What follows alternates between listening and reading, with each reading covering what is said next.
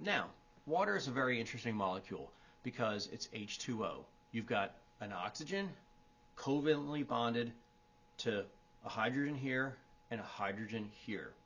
Now, even though it's a covalent bond, oxygen is really selfish. It really, really, really likes electrons. So even though we have two covalent bonds going from the hydrogens to the oxygen, that covalent bond isn't 100% equal. So because oxygen likes electrons a lot more, those electrons will be pulled towards the oxygen end of the water molecule, which means that oxygen will have a slight negative charge, which means that if we're taking the electrons away from the hydrogens down here, each of those hydrogens will have a slight positive charge. By definition, that means that water is a polar molecule. Polar molecule is any molecule that has a negative charge on one end and a positive charge on another end. Okay? And that's really cool because if you have two water molecules, hang on,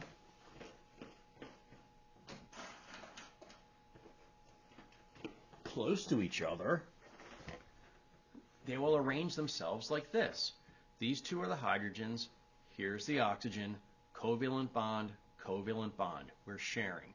But because the oxygen is slightly negatively charged and the hydrogens are slightly positively charged, if you take another water molecule and you put it close to this one, it will align it like this.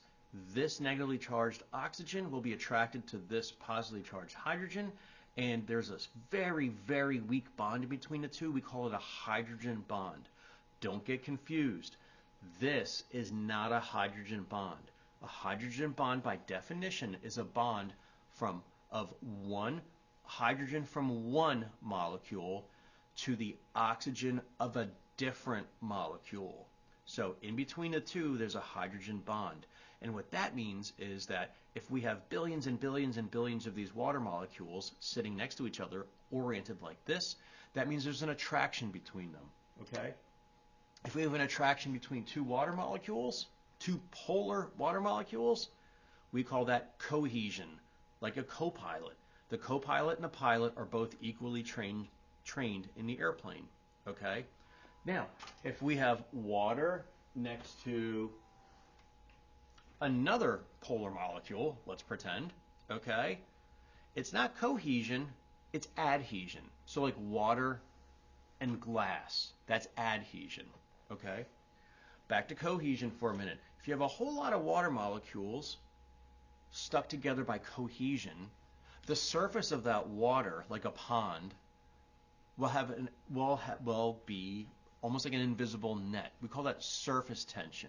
And that allows water striders to walk on top of water and allows for when a leaf falls on a pond, it doesn't sink down. It sits on top of the water because of surface tension.